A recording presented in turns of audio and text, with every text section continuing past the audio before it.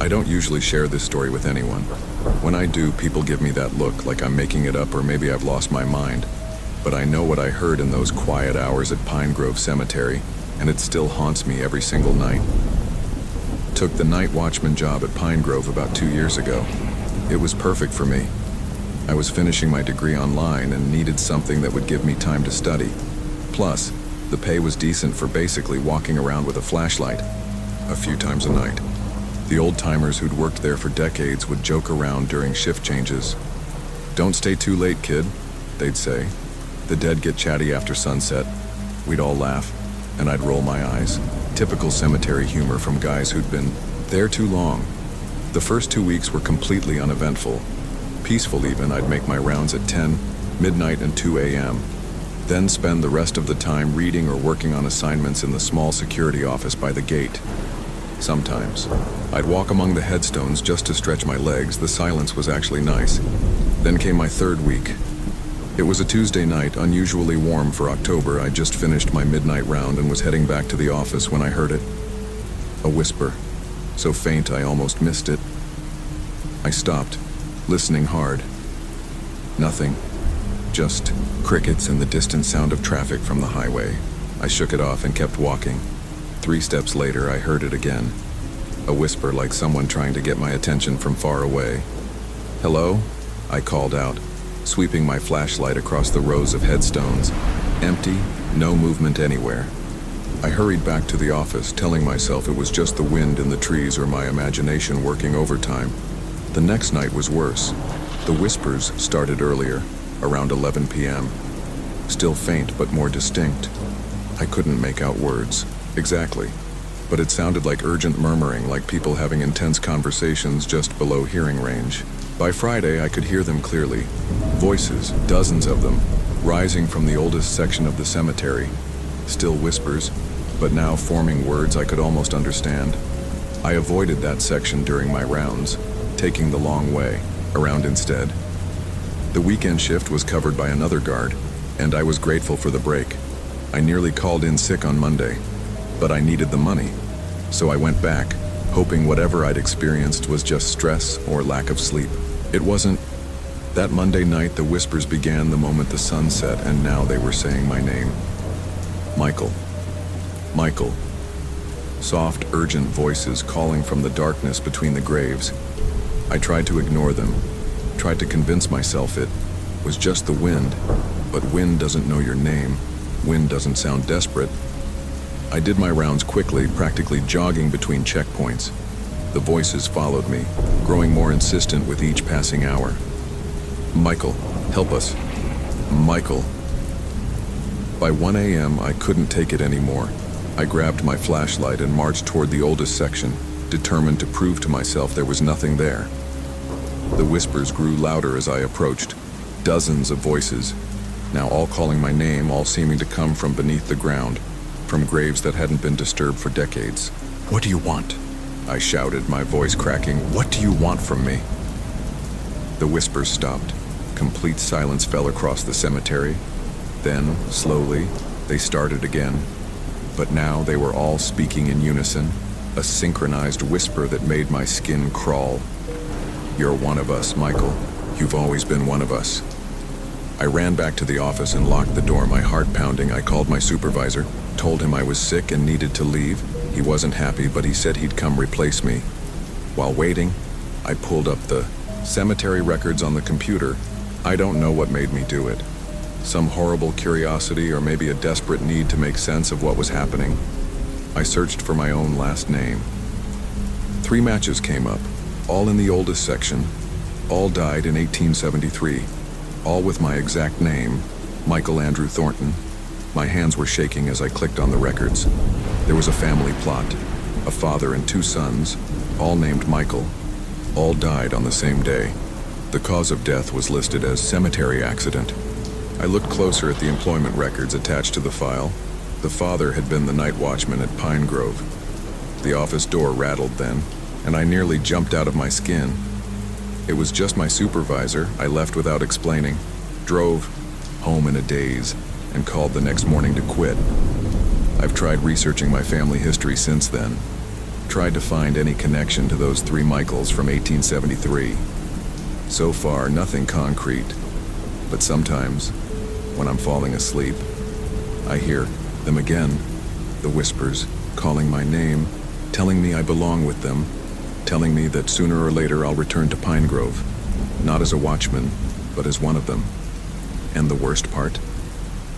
Lately I've been feeling drawn back there, like something's pulling me toward that old section of the cemetery, like I have unfinished business there, like I'm finally ready to answer those whispers in the dark.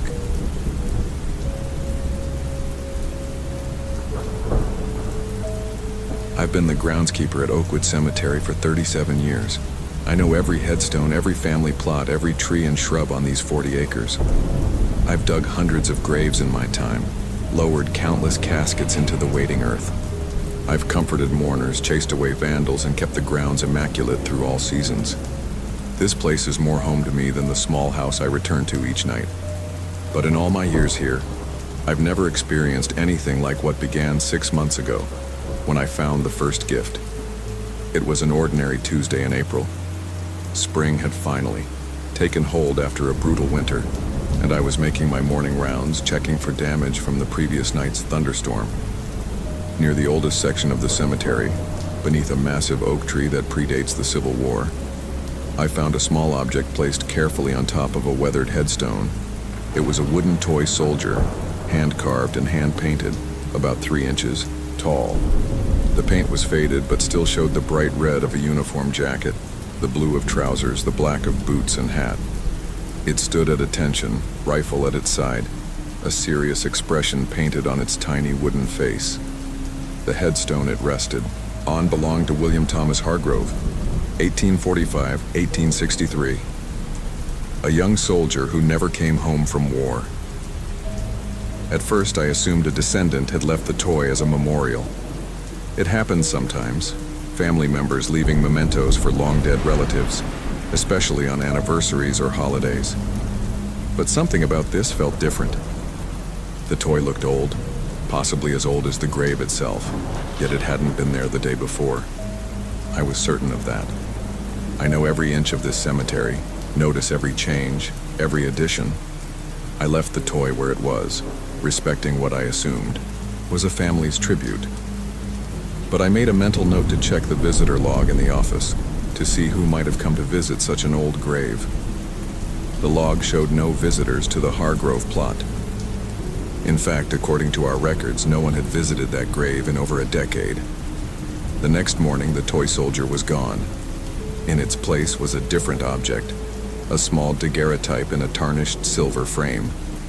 The image showed a young woman in 1860s dress, her expression solemn as was customary for photographs of that era. When I carefully turned the frame over, I found an inscription on the back, Elizabeth, 1862. This time, the object rested on the grave adjacent to William Hargrove's, that of Elizabeth Hargrove, 1847-1864. His sister, according to our records, who died the year after receiving news of her brother's death at Gettysburg. Again, there was no record of any visitor who might have left such an item. The pattern continued. Each morning, I would find a new object on a different grave in the old section. A tarnished pocket watch on the grave of a banker who died in 1879. A delicate lace handkerchief on the headstone of a young woman who passed in 1892.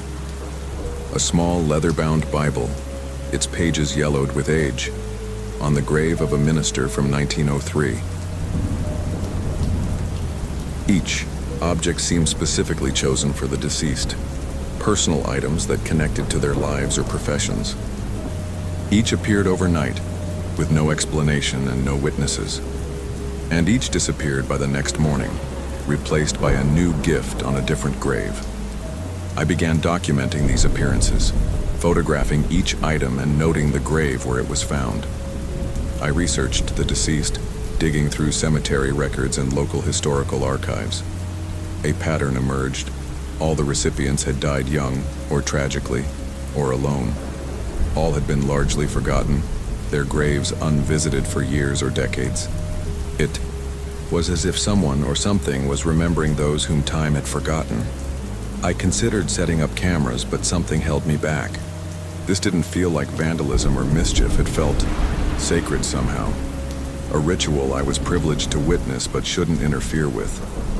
Instead, I began arriving at the cemetery earlier each morning, hoping to catch a glimpse of whoever was leaving these mysterious gifts. I would park my truck outside the gates before dawn and wait, watching the old section through binoculars as the first light of day crept across the headstones. For weeks, I saw nothing unusual. The gifts continued to appear, but always between my evening departure and morning arrival, as if materialized from the dew itself.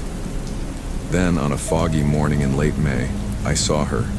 She emerged from the mist like a figure from another time, a young woman in a long dress that seemed both old-fashioned and somehow timeless.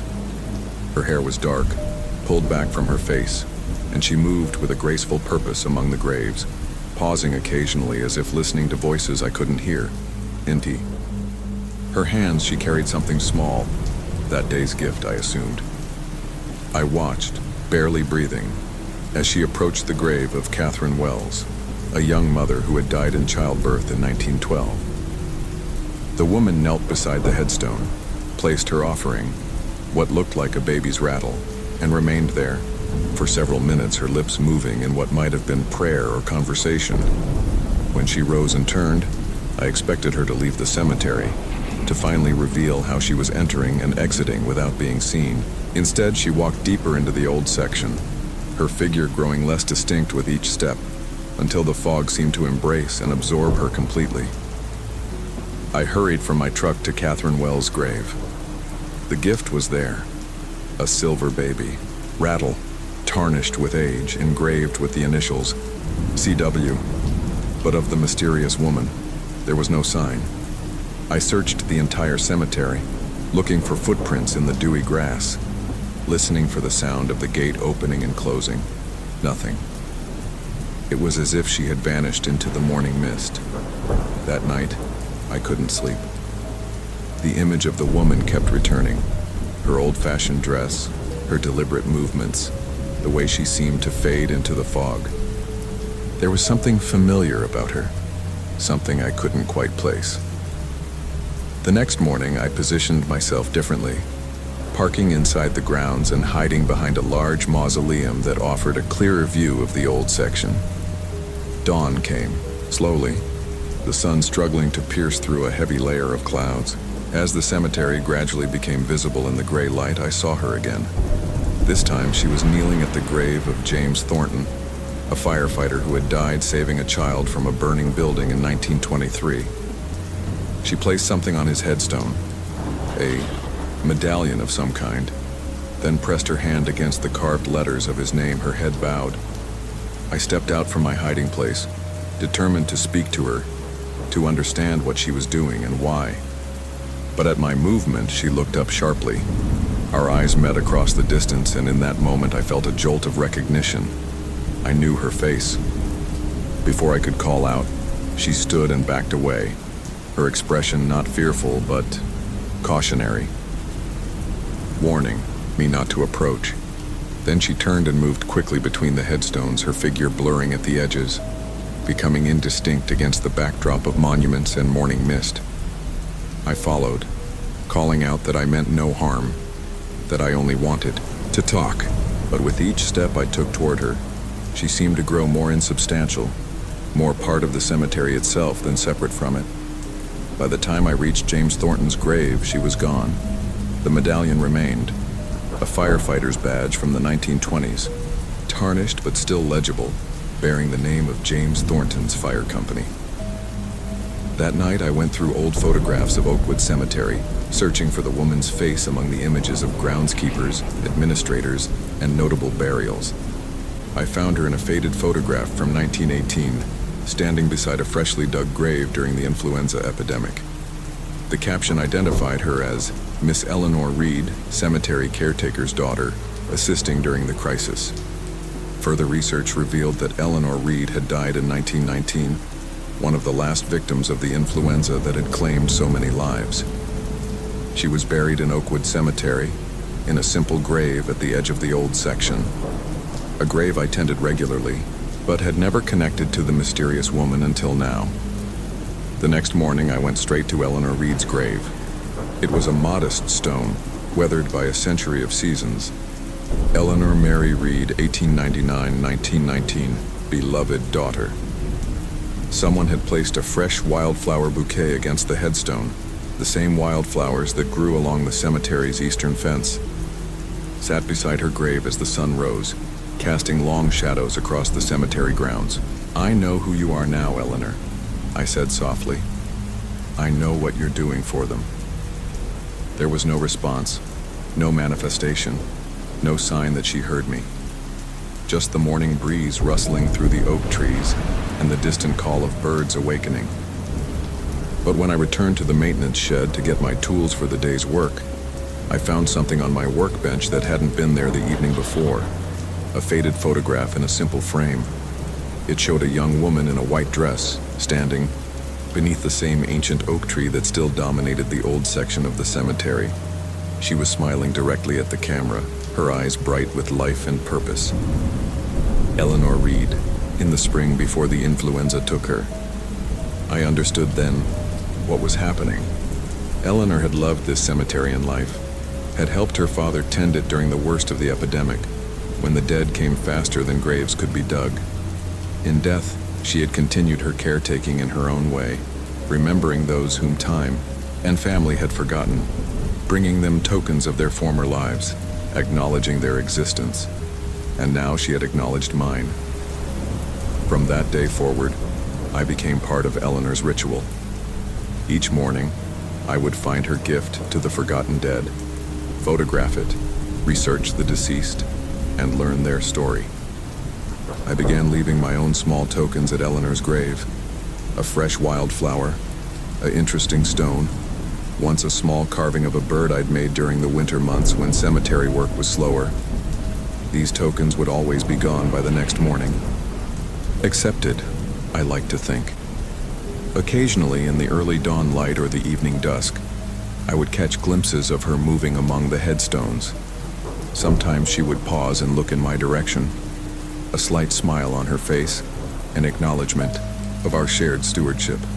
But she never approached me directly, and I never again attempted to approach her. We had found our balance, the living caretaker and the dead one, each with our own ways of tending to those in our charge. Months passed this way, through summer heat and autumn chill. I told no one about Eleanor or her gifts. Some things are too sacred, too personal to share, even with those who might believe. This was between Eleanor and me, and the silent residents of Oakwood Cemetery. Then came the morning in late October when I found the gift that changed everything. It was a small, worn leather journal, its pages yellowed and brittle with age. It rested not on a headstone in the old section, but on the freshly turned earth of our most recent burial. A young soldier killed in action overseas, laid to rest just the day before with full military honors. The journal's cover bore no name, no identifying marks. When I carefully opened it, I found entries dating from 1918 to 1919, written in a neat, feminine hand. Eleanor's journal, chronicling her days helping her father during the influenza epidemic. Her thoughts, her fears, her unwavering dedication to ensuring that each person buried in Oakwood was treated with dignity, their names recorded, their stories preserved. The final entry was dated 3 days before her death. Father says I must rest, that I've worked myself to exhaustion. But how can I rest when there are still so many needing care, so many being forgotten in the rush to bury the dead? Someone must remember them. Someone must know who they were, that they lived and were loved. If not me, then who? I closed the journal, tears blurring my vision. This was more than a gift, it was a passing of responsibility. Eleanor had carried her self-appointed duty for a century, remembering the forgotten, honoring the overlooked. Now she was asking me to continue her work. That evening, I went to her grave at sunset, the journal in my hands. The autumn air was crisp, leaves from the old oak tree drifting down around me as I sat beside her headstone. I understand, I said, softly. I'll remember them, Eleanor, I promise. The breeze picked up, swirling leaves around me in what felt like acknowledgement. As dusk deepened into night, I thought I saw her one last time, a figure standing beneath the oak tree, watching me with that same gentle smile before fading into the gathering darkness. The gifts stopped after that night. No more antique toys or tarnished jewelry appearing on forgotten graves. No more glimpses of Eleanor moving among the headstones at dawn. But I kept my promise. I began my own ritual, using the knowledge I'd gained from watching Eleanor. Each day I would choose a grave that hadn't been visited in years, research the person's life, and leave a small token that connected to who they had been. A river, stone for the fisherman, a chess piece for the teacher, a penny from their birth year pressed into the earth beside their headstone. I started keeping records too, more detailed than the official cemetery files. Not just names and dates, but stories, occupations, hobbies, family connections, notable events in their lives, creating a memorial more lasting than marble or granite, the memory of who they had been in life, not just when and how they died. Winter came, blanketing Oakwood in snow, transforming the landscape into a quiet, white expanse, broken only by the dark shapes of monuments and the skeletal branches of trees. My work continued, though modified for the season, clearing paths, checking for damaged headstones after storms, preparing for spring. On the coldest days, I would bring the cemetery records home, continuing my research by the fire, adding to my growing archive of lives remembered. It was on one such evening, as wind howled around my little house and snow piled against the windows, that I found myself looking through Eleanor's journal again. I had read it many times since that October morning, drawing inspiration from her words, her dedication. But this time, something caught my eye that I hadn't noticed before. A loose page tucked into the back cover, folded and refolded so many times that the creases had nearly worn through the paper. It was a letter never sent, addressed simply, "To those who come after." "If you are reading this," Eleanor had written, "then you have accepted the duty I once accepted, to remember, to honor, to ensure that no soul resting in this ground is truly forgotten. It is not a burden but a privilege, for in remembering them we ensure that something of them lives on. A name spoken aloud, a story retold, a life acknowledged. These are small resurrections, moments when the dead are not truly gone but live again in memory. I do not know how long I will continue this work. The fever that has taken so many now burns in me as well. But I know that someone will follow me. Someone will see what needs to be done and do it, not for recognition or reward, but because it is right, because everyone deserves to be remembered. To that person, thank you. May you find, as I have, that in tending to the dead, you learn the true value of life. And may you discover, as I am only now beginning to understand, that death is not an ending, but a transformation, a changing of form, not a cessation of being. With gratitude and hope, Eleanor Reed, November 14th, 1919, 3 days before her death. As if she had known what was coming and wanted to leave this message for whoever would continue her work. For me. Spring came early this year. The snow melted, revealing the first green shoots pushing through the soil. The cemetery awakened from its winter dormancy, trees budding, birds returning, the cycle of life asserting itself even in this place of death. On the first truly warm day in March, I visited Eleanor's grave.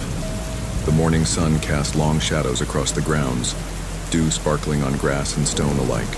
I brought her wildflowers, the first of the season, gathered from along the eastern fence where they always bloom earliest. As I placed them against her headstone, I felt rather than saw a presence beside me, a gentle pressure on my shoulder, like a hand resting there briefly. The scent of lavender, faint but distinct, drifted past, though no lavender grew nearby. "I remember them, Eleanor," I said softly. "I keep my promise." The pressure lifted, the scent faded, but I wasn't alone, not really. Not anymore. I am 63 now. I've been Oakwood's groundskeeper for 37 years, and I likely have many more ahead of me. But someday, I too will rest beneath these trees, my name on a stone among the thousands I've tended. When that day comes, I hope someone will find the records I keep, the stories I've collected. I hope they will understand, as I came to understand, the sacred duty of remembering. And perhaps on misty mornings or at twilight, visitors to Oakwood might glimpse two figures moving among the headstones. A young woman in an old-fashioned dress and an old groundskeeper with dirt-stained hands still tending to their charges, still leaving small tokens on forgotten graves, still remembering those whom time would have us forget. For that is our gift, Eleanor's and mine. Not the objects we leave, but the remembrance they represent. The acknowledgement that every life matters, every story deserves to be told, every soul deserves to be honored, even after death, especially after death.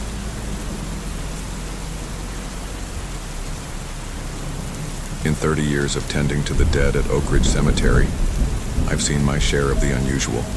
Graves that sink too quickly after a rain, headstones that crack without cause, the occasional funeral where no one cries. You develop a sense for the peculiar in this line of work, an awareness of when something isn't quite right. Grave 19 has never been right. It sits in the oldest section of Oak Ridge, beneath a massive oak tree that's been there since before the cemetery was established in 1843. Unlike the other plots in Section A, Grave 19 has no headstone, just a small metal marker with the number stamped into it. The burial records listed simply as unknown male interred June 17, 1851. When I first started working here as a groundskeeper in 1994, old Frank Mercer, who'd been head caretaker for 40 years before me, pointed it out during my orientation. "That there's Grave 19, he said, gesturing with his ever-present pipe. "Don't waste your time trying to grow grass on it. Never takes. Never has." He was right. While the rest of the cemetery is carpeted in lush Kentucky bluegrass, Grave 19 remains stubbornly bare, a perfect rectangle of exposed soil, black and rich-looking, about 6 feet long and 3 feet wide. Over the years, I've tried everything: sod, seed, fertilizer, soil amendments. Nothing works. The grass dies overnight, the sod withers within days, and the plot returns to bare earth. But it's not just that grass won't grow there. It's that the soil itself seems alive somehow. Not in the normal way, teeming with earthworms and beneficial bacteria. No, this is different. The soil of Grave 19 is always moist, even during the worst droughts. It's always loose and friable, never compacted, despite never being tilled or turned. And it's always exactly level with the surrounding ground. Never settling, never mounding, never eroding away after heavy rains like normal graves do.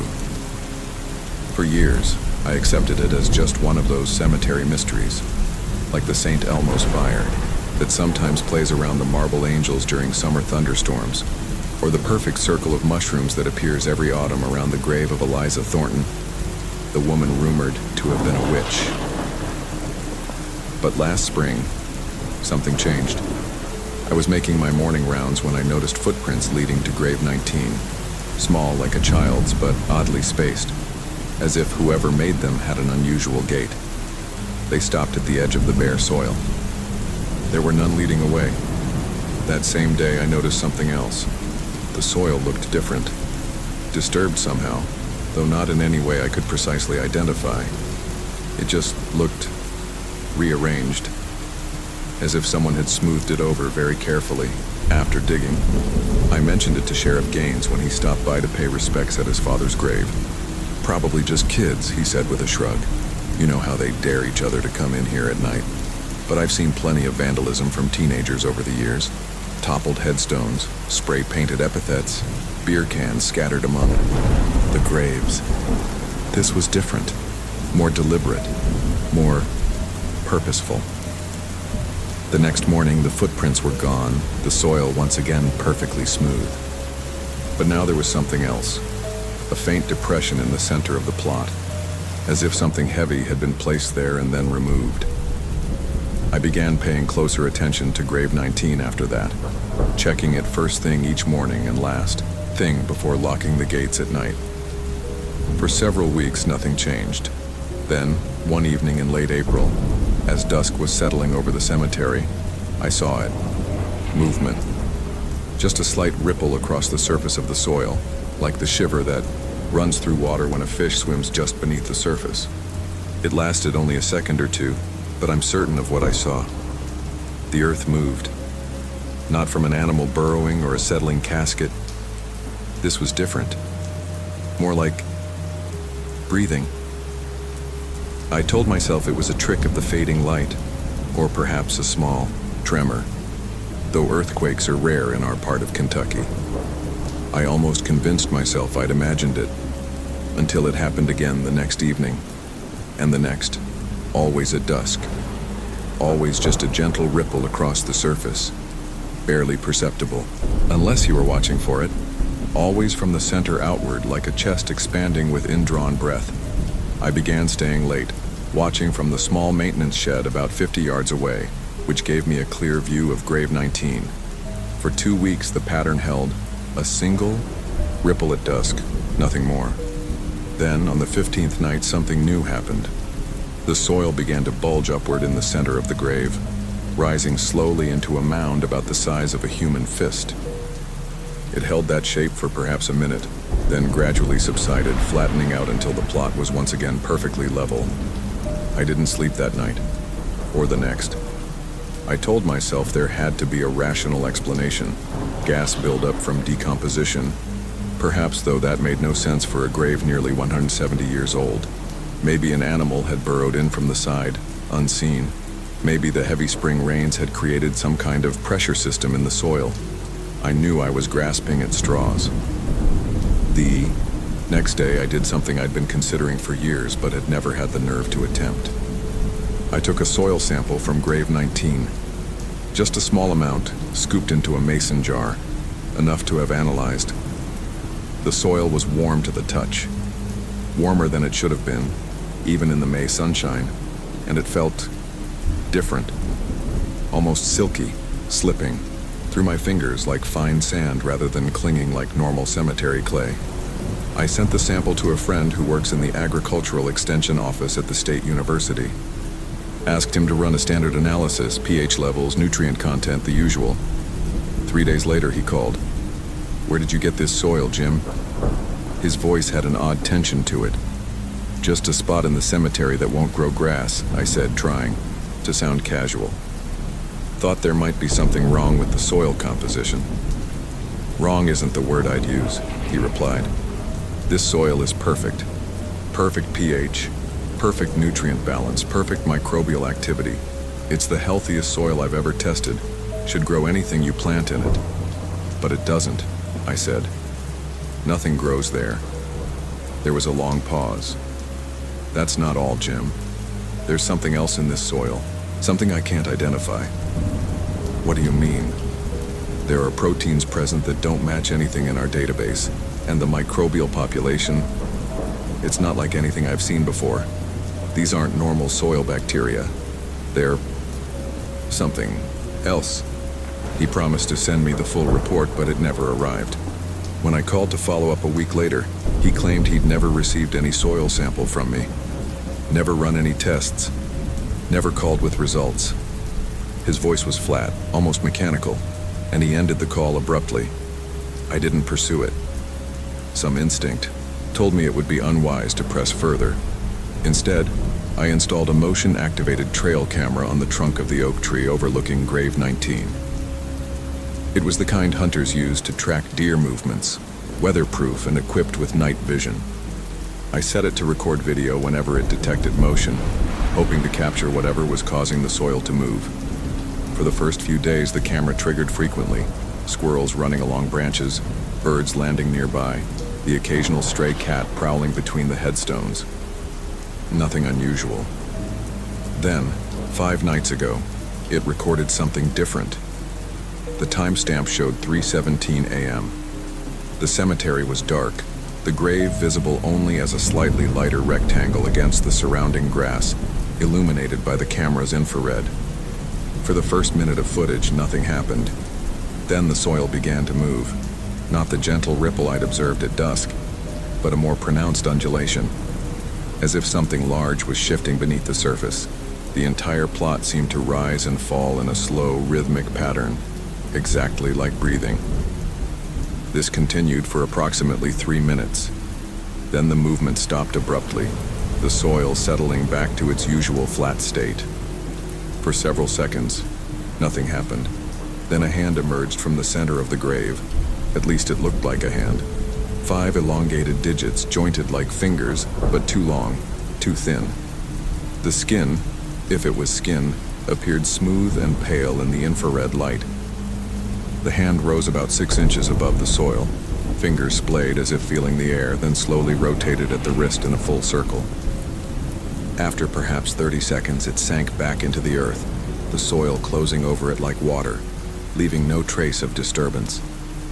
The camera recorded nothing else unusual that night, or the next.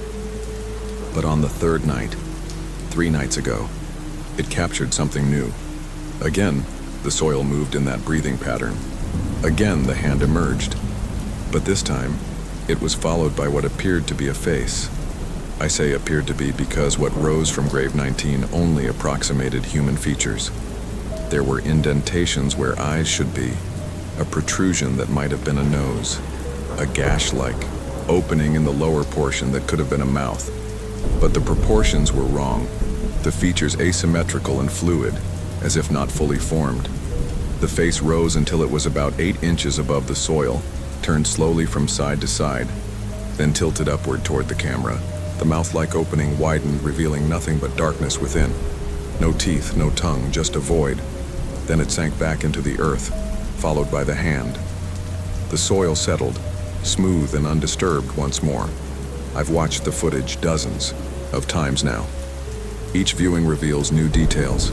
The way the soil seems to cling to the emerging form, as if reluctant to release it.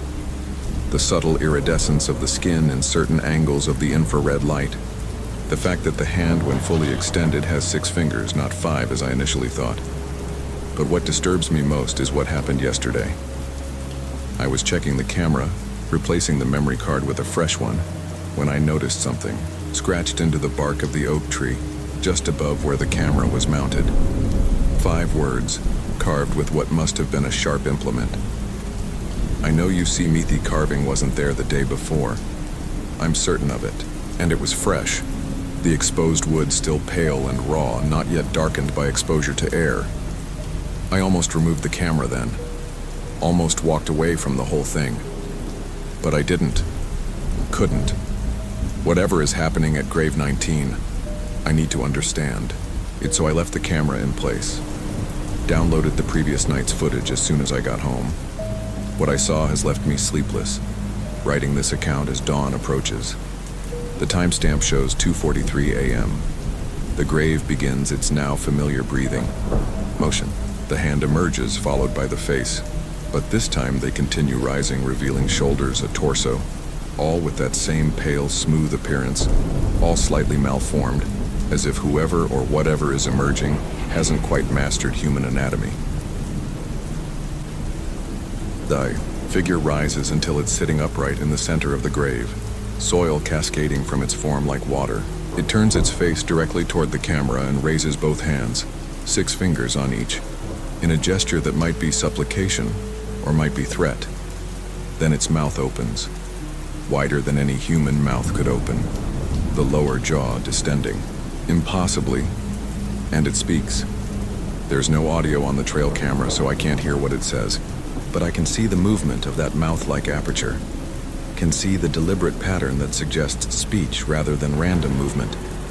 After perhaps 30 seconds of this silent communication, the figure begins to sink back into the earth, not quickly, as if falling, but slowly, deliberately, maintaining eye contact with the camera until only its face remains visible. The mouth opens one more time, forms what might be words or might be a smile, then disappears beneath the soil, which settles back to perfect smoothness. The final frame of footage shows the grave as it always appears, a rectangle of bare, black earth, impossibly fertile yet stubbornly barren. I don't know what's buried in grave 19. The records from 1851 tell me only unknown male, with no cause of death listed, no age, no identifying details of any kind. I've searched through the historical archives looking for clues, unusual deaths around that time, stories of strangers passing through town, anything that might explain why this particular grave behaves as it does. I've found nothing definitive, though there are rumors, whispered stories about a traveling preacher who arrived in spring of 1851, who spoke of strange gods and stranger revelations, who was found dead under the oak tree one morning, his body contorted in a way that suggested his bones had been rearranged inside his skin. Tonight, I'm going back to Oak Ridge with a shovel. I know it's desecration. I know it violates every code of my profession, every respect we owe the dead. But I need to know what's in grave 19, what breathes beneath that soil, what rises in the night to speak silently to my camera. If I don't return, if this account is all that's found of me, know that I acted out of more than mere curiosity. Whatever is buried in grave 19 is waking up. Whatever has been gestating in that fertile soil for 170 years is taking form, learning to move, learning to speak, and I fear it may soon be ready to emerge completely. The soil is black and rich and waiting. Nothing takes root there because something already grows beneath the surface, something that breathes, something that watches, something that knows I see it. When I accepted the position as head groundskeeper at Rose Hill Cemetery, the caretaker's cottage came with the job. A benefit, the board president called it, smiling thinly as he handed me the iron key. Though it needs some updating, that was an understatement. The cottage sat at the eastern edge of the cemetery grounds, a small Victorian structure built in 1887 according to the cornerstone. 2 bedrooms, a cramped kitchen, a sitting room with a stone fireplace, and a bathroom, added sometime in the 1950s.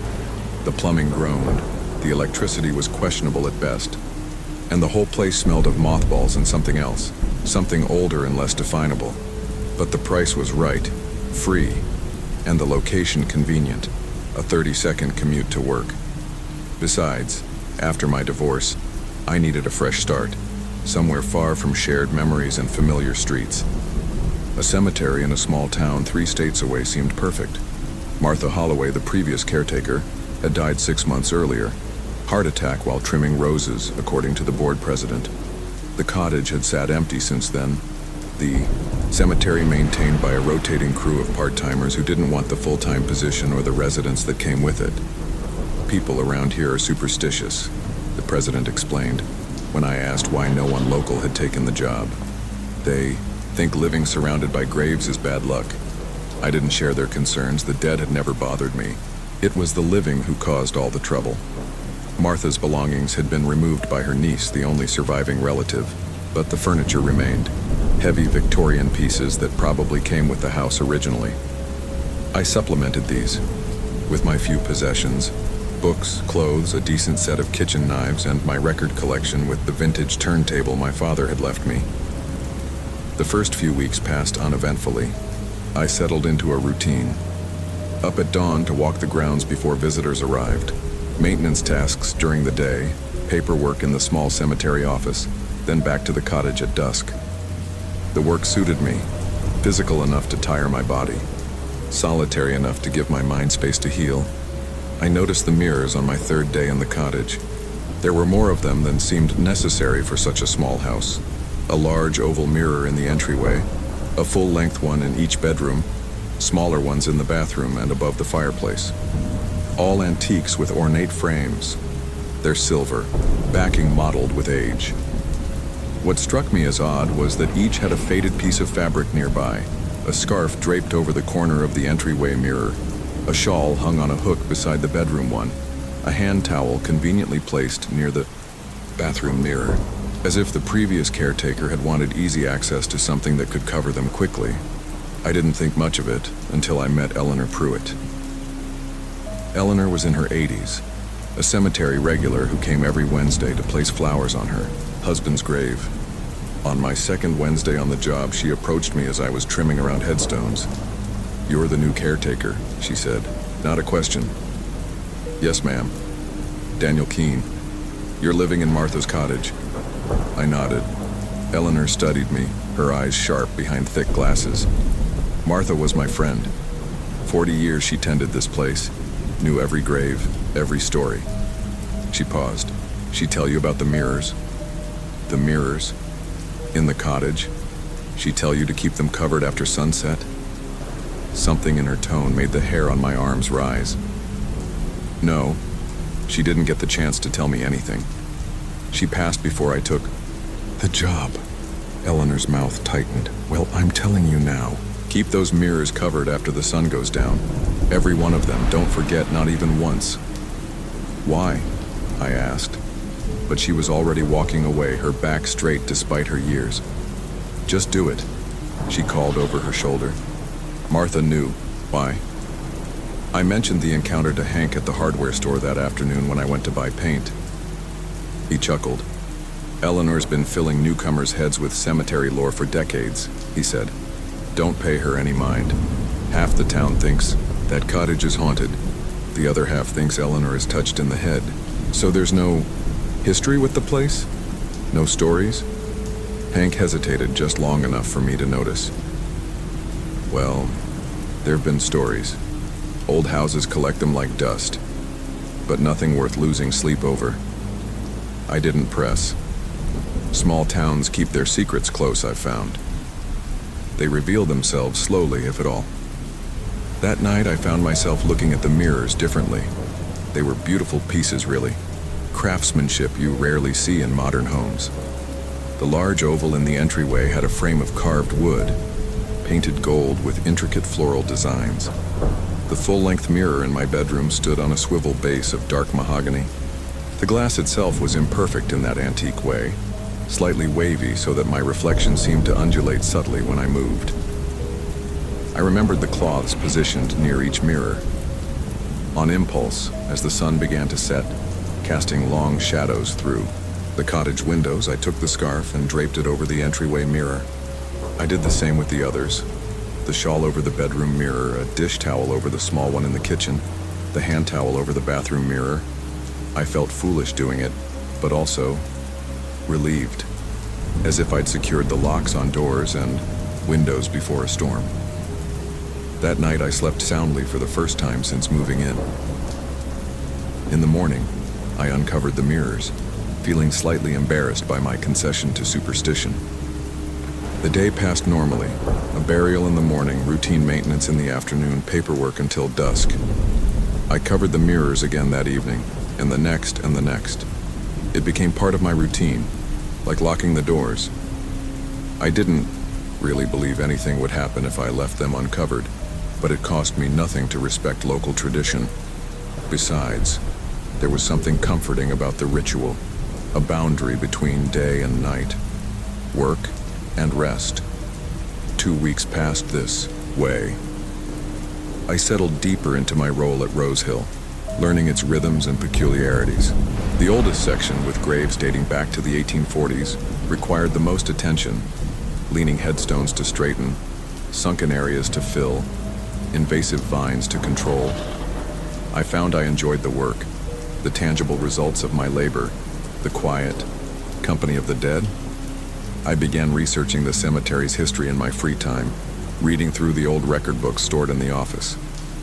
Martha had kept meticulous notes, not just official burial records, but personal observations about the deceased and their families.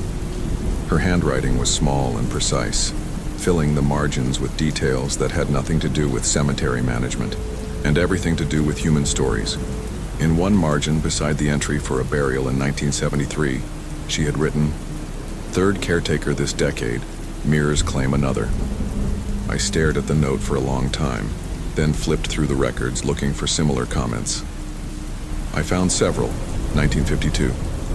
James Finch found this morning, collapsed before bathroom mirror. Heart failure, they say.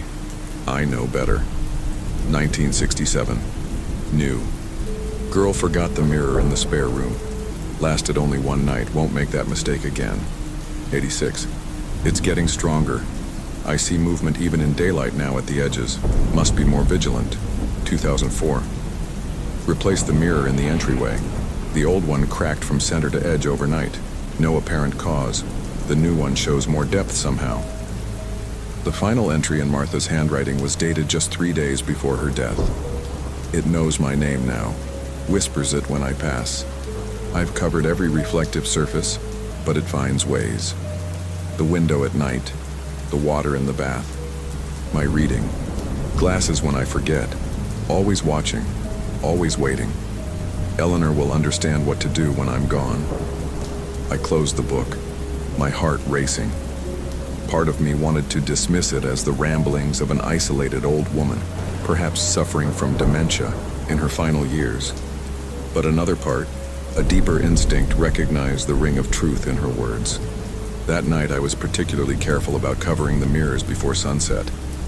I even draped a cloth over the microwave door, its reflective surface suddenly sinister in the fading light. As I moved through my evening routine, a simple dinner, a glass of whiskey, a book by the fire, I found my eyes drawn to the covered mirrors. Were the cloths moving slightly? Was there a subtle shifting beneath them, like something stirring? Just drafts in an old house, I told myself. Nothing more. I slept poorly that night, dreaming of reflections that moved independently of their owners, of faces pressed against glass, watching. The next morning, I sought out Eleanor Pruitt. It wasn't Wednesday, but I knew where to find her. The small diner on Main Street where, according to cemetery gossip, she had breakfast every day at precisely 8:30. She didn't seem surprised when I slid into the booth across from her. "You've been reading Martha's notes," she said, stirring her coffee. I nodded. "What happened to her, Eleanor? Really?" Eleanor sighed, suddenly looking every one of her 80-plus years. Martha knew the rules. She kept those mirrors covered. For 40 years, never once slipped up, until her last night. What happened? Her glasses, Eleanor said softly. She was reading in bed, fell asleep with them on. Woke up after midnight, caught her own reflection in the lenses. By then it was too late. What was too late? What's in those mirrors? Eleanor studied me, seeming to decide how much to reveal. The cottage was built by Jeremiah Rosehill himself, the cemetery's founder. He was interested in things beyond normal understanding. The mirrors were his creation, or rather, his modification of ordinary mirrors. Modified how? He believed mirrors were thresholds, not just reflective surfaces, that with the right adjustments, they could open doorways to places beyond our world. She took a sip of coffee. He was right. I waited, sensing there was more. Jeremiah disappeared in 1889. They found his pocket watch and spectacles by the large mirror in the entryway. Nothing else. Eleanor's eyes held mine. Since then, every caretaker has learned to respect the mirrors, some the hard way. But what exactly is in them? I pressed. Not what. Who? Eleanor's voice dropped to a whisper. Everyone who's ever looked into those mirrors after dark and didn't return, they're still there on the other side, watching, waiting for company. I wanted to dismiss her words as folklore, the kind of ghost story small towns nurture over generations, but I'd seen Martha's notes, felt the unease that settled over the cottage at dusk, noticed how the air around the covered mirrors seemed thicker somehow, charged with anticipation. Why not just remove them? I asked. Break them? Eleanor's laugh was without humor. Many have tried. The mirrors always return by morning, intact. Break one, cut yourself on the glass. The injury appears on your reflection first, then transfers to you. Remove them from the house. They reappear in their places. They belong to the cottage as much as the cottage belongs to them. So all I can do is keep them covered? That's all any of us can do. She reached across the table, her thin hand surprisingly strong as it gripped mine. Don't forget, not even once. I didn't. For 3 months I was vigilant. The mirrors remained covered. From sunset to sunrise, no exceptions. I even developed Martha's habit of removing my reading glasses before sleep, placing them in a drawer where their lenses couldn't catch errant reflections. Life settled into a new normal. I became known in town as the cemetery caretaker, nodding to locals at the grocery store, exchanging pleasantries at the post office. The cottage began to feel like home, its quirks and creaks familiar, its spaces filled with my books and music. I almost forgot to be afraid. Then came the storm. It hit, suddenly one October evening, a violent thunderstorm that knocked out power across town. I was in the kitchen when darkness fell, the cottage illuminated only by lightning flashes through the windows. I fumbled for the flashlight I kept in a drawer, knocking it to the floor. As I bent to retrieve it, lightning struck nearby, illuminating the kitchen in stark white light. In that instant, I caught a glimpse of my reflection in the window above the sink, except it wasn't quite my reflection. The face looking back at me had my features, but not my expression. While I was startled, it was smiling. The light faded, plunging the cottage back into darkness. I told myself I'd imagined it, a trick of the sudden light and shadows. I found the flashlight, its beam comfortingly solid in the darkness. Moving carefully, I checked each mirror, making sure the coverings remained in place despite the wind that rattled the windows. All were secure except one, the small mirror in the bathroom. The hand towel had slipped, exposing the top third of the glass. I quickly fixed it, trying to ignore the sensation that something had been revealed in that brief exposure, something that wouldn't easily be contained again. The power remained out all night. I lit candles, their flames casting long shadows on the walls, and tried to distract myself with a book. But my attention kept returning to the covered mirrors, to the feeling that they were no longer barriers but windows that had been briefly opened. Windows through which something had seen me. I slept poorly, waking often to check that the candles hadn't burned down too low, that the mirror coverings remained in place. Each time I woke, the cottage seemed different somehow, the shadows deeper, the spaces between things wider, as if the interior dimensions were subtly expanding. Morning brought relief in the form of sunlight and restored power. I uncovered the mirrors as usual, half expecting to see something other than my own tired face looking back at me. But there was only my reflection, ordinary and unremarkable. The day passed normally. I attended a burial, mowed the newer section of the cemetery, repaired a section of fence damaged by the storm. By evening, the incident felt distant, another entry in the catalog of strange experiences that came with living in a place like the caretaker's cottage. That night, I was more careful than ever with the mirror coverings, securing them with clothespins to prevent any slippage. I double-checked each one before retiring to bed with a book and a glass of bourbon. I must have dozed off while reading. When I woke, the room was dark, my book fallen to the floor, the bourbon glass empty on the nightstand. The digital clock read 3:17 a.m. Something had woken me. A sound, I thought, though I couldn't identify what kind. I lay still, listening to the old house settle around me. There it was again, a soft scraping, like cloth sliding over glass. It came from the direction of the full-length mirror in the corner of the bedroom. I turned my head slowly, dreading what I might see. The mirror was still covered, the shawl in place. But as I watched, the fabric moved slightly, as if someone on the other side was running their fingers along the glass. My body went cold. I wanted to look away but couldn't, my eyes fixed on the subtle movement of the cloth. It wasn't the wind. The windows were closed, the night air still. Something was behind the covering, something that knew I was watching. The scraping stopped. For several long moments, nothing happened. Then slowly, the bottom edge of the shawl began to rise, as if being lifted by unseen fingers. I should have jumped up, should have secured the covering or fled the room. Instead, I lay paralyzed, watching as inch by inch the mirror was revealed. The glass reflected my bedroom, dimly, lit by the digital clock's glow. It showed my bed, the nightstand, my own form beneath the covers. But as the shawl lifted higher, I realized with growing horror that my reflection wasn't moving in sync with me. While I lay rigid with fear, my reflection was sitting up, smiling. The shawl dropped back into place suddenly, as if released. The scraping sound resumed, more insistent now, coming not just from the bedroom mirror, but from throughout the house.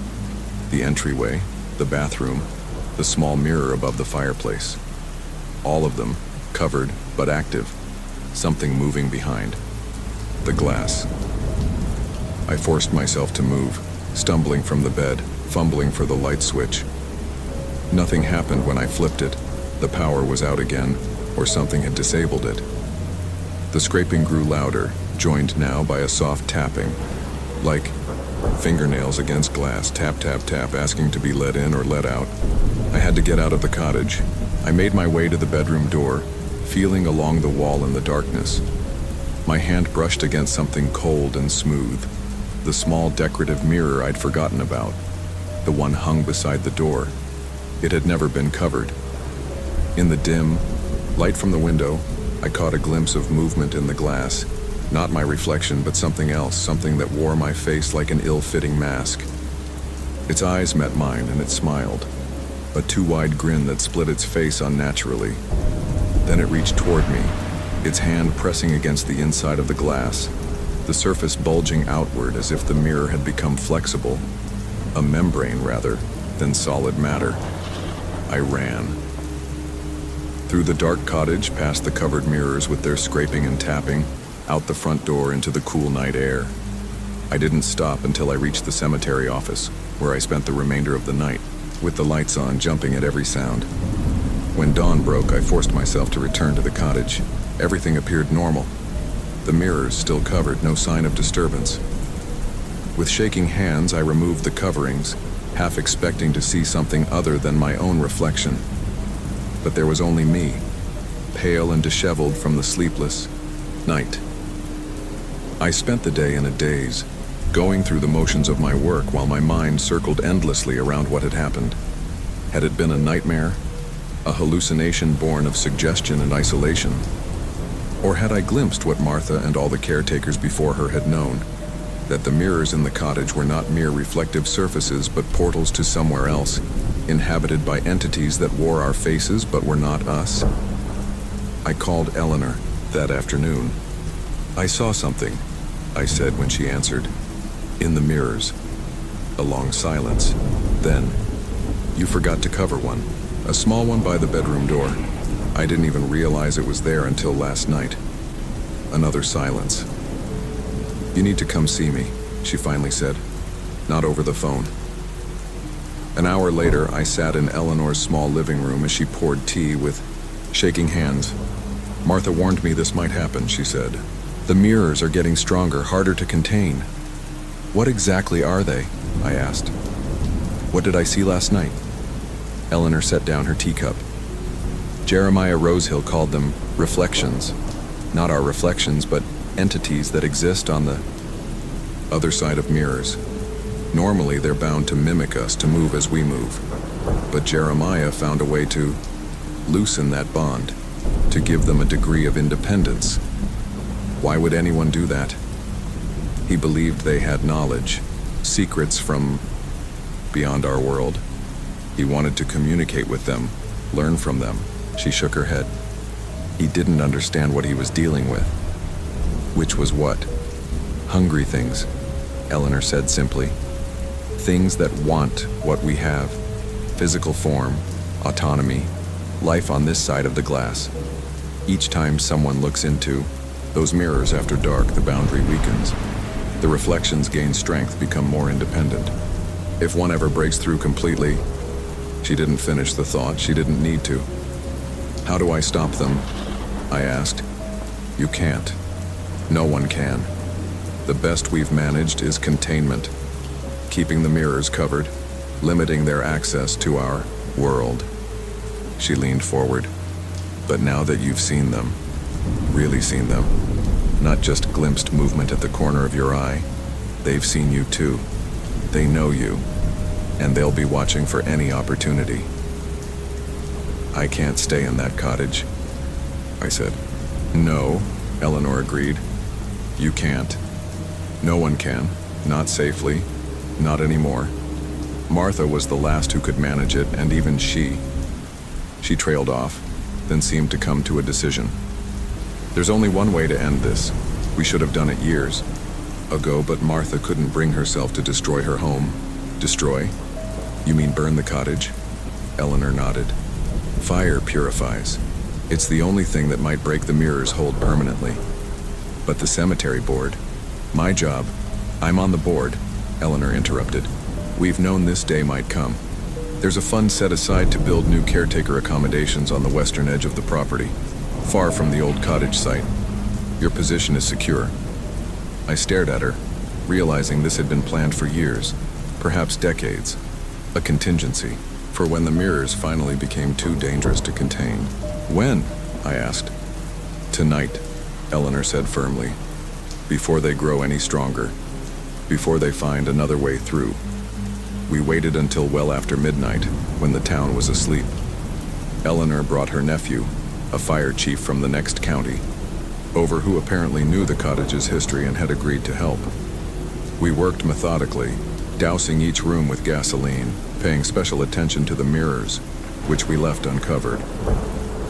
As I splashed fuel across the full-length mirror, in my bedroom I caught a glimpse of movement in the glass, my reflection watching me with a knowing smile, understanding what we intended. It pressed its hands against the inside of the mirror, mouth moving as if speaking words I couldn't hear. I turned away, refusing to engage. But as we made our final preparations, I noticed something disturbing. Small handprints in the dust on several surfaces, as if something had been touching objects throughout the cottage. Handprints that hadn't been there earlier in the day. Something had already begun crossing over. We worked faster after that, finishing the preparations and retreating to a safe distance. Eleanor's nephew lit a road flare and handed it to me. Your house, he said. Your right to end it. I hesitated only briefly before throwing the flare through the open front door. The gasoline caught immediately, flames racing along the trails we'd laid. Within minutes, the cottage was engulfed, the heat intense even from where we stood. As the fire reached the bedroom, I heard it, a sound like breaking glass, followed by a scream that was almost but not quite human. Then another crash, and another, as each mirror shattered in the heat. The cottage burned to the foundation, nothing salvageable in the ruins. The cemetery board called it an electrical fire officially, and plans for the new caretaker's residence were expedited. I stayed in a room above the hardware store in the meantime, telling myself that the nightmare was over.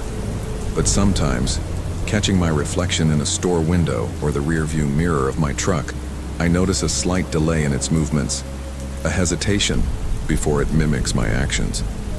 And sometimes, in the moment before I flip on the bathroom light in the morning, I think I see something in the mirror that isn't quite me. Something that's learning to exist independently, that survived the fire, somehow. I keep all mirrors covered at night now, wherever I am. I avoid reflective surfaces after dark. I've learned to shave without looking at myself, to navigate my new living space in the dim glow of night lights, rather than risk seeing what might be watching from the other side of the glass. Because I know now what Martha knew, what Eleanor tried to warn me about. The mirrors in the caretaker's cottage were special, yes, altered by Jeremiah Rosehill's arcane knowledge. But perhaps all mirrors hold the potential for such thresholds. Perhaps the boundary between our world and theirs is thinner than we realize, especially in those liminal hours after sunset. I still tend the graves at Rosehill Cemetery. I still find peace in the quiet work, the ordered rows of monuments, the rituals of care for those who have passed. But I never visit the charred foundation where the caretaker's cottage once stood. And on the nights when I wake suddenly, feeling watched, I resist the urge to check the mirror, knowing that something waits there. Something with my face, but not my soul. Something that learned my name during those 3 nights when I forgot to keep the mirrors covered after sunset. Something that is almost but not quite my own. Thanks for staying with us until the very end. If you enjoyed tonight's chilling tales, don't forget to hit that like button and subscribe for more stories that keep you up at night. Share your favorite part in the comments. We're always watching, and remember, at Nocturnal Narrative Studio, the night never truly ends.